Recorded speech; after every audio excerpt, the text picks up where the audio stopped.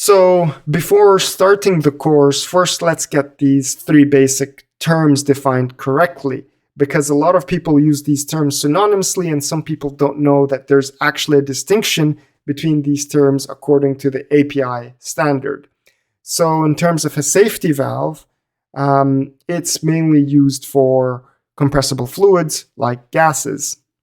Relief valves, they're usually a term used for when you're dealing with liquids, and safety relief valves, they're used for valves that can depressurize gases and also depressurize liquids depending on what the vessel contains.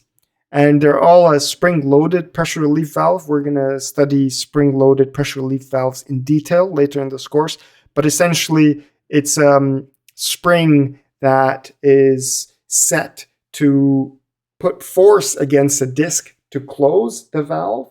And then once the valve inlet pressure, so that is the pressure inside the vessel, once it reaches a particular set pressure, it overcomes the force of the spring and pushes the disc to open and essentially opens the valve to release the pressure inside the vessel. Now, here are the formal definitions. What I want you to note is that for safety valves, they operate with a sudden pop action, and obviously it's normally used with compressible fluids, as I mentioned.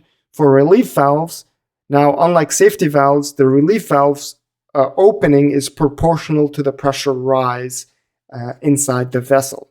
So, and that is normally used with incompressible fluids. And for safety relief valves, it's versatile, so it can be used as either a safety valve or a relief valve, depending on the system requirements and the type of fluid involved.